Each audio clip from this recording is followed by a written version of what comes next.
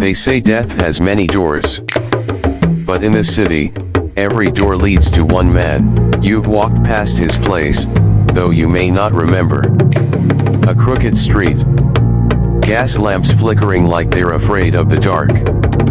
And there, behind a rotting wooden sign with one word coffins, lives Elias Voss. Remember that name. Because if you stay here long enough, you might need him too.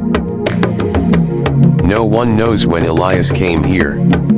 Some say he has been here longer than the street itself. He doesn't age. He doesn't laugh. He waits. And when the grieving knock on his door, he welcomes them. Always with the same question.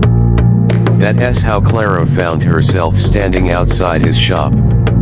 A young woman, broken by grief. Her mother was gone. And everyone told her, if you want peace for the dead, see the coffin maker. She stepped inside. The smell hit her first: old cedar, melted wax, and something metallic she couldn't name. And there he was. Elias. Tall. Thin. Those sharp, sunken eyes. Hands scarred from decades of carving. But he didn't offer condolences. No. He only asked questions. How did she die? What were her last words? Did she fear what comes after? And Clara, like all the others, answered. That night, she couldn't sleep. And if you'd been there, neither could you. Every time she closed her eyes, she heard them. 2 nights later, she returned. The shop was dark. But the door was unlocked. The whispers were louder this time. Begging.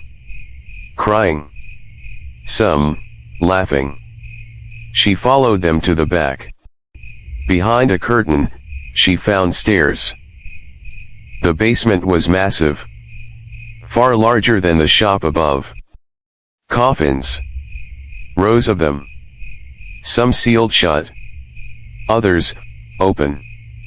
On a table a journal. She opened it. Pages filled with names. Her mother's among them. And below, more names. Names of the living. Including hers. You weren't meant to see that. Elias. He stood in the doorway, chisel in hand. I don't build coffins, he said. I build prisons. For the restless. The ones who can't leave. Some dead, some living. Clara whispered, you're insane. No, Elias smiled, tilting his head like he was measuring her. I keep them. Until they're ready. She wanted to run. But then, he said something. Do you want to hear your mother's voice again? He opened one of the coffins. The carvings inside began to glow. And then, she heard it. Her mother. Clara, don't be afraid.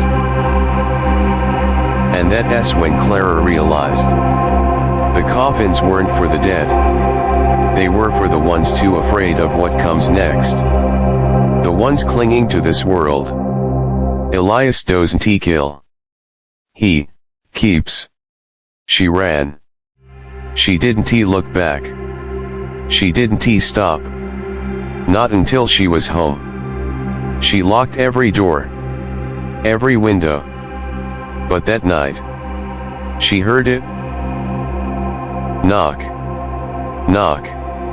Knock. At her door.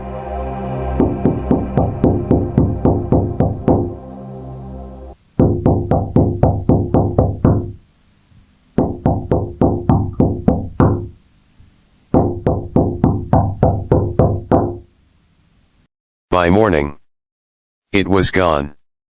Except for the coffin. Freshly built. Her name carved deep into the lid. If you ever hear a knock at midnight, don't answer. Because it might not be death coming for you. It might be the coffin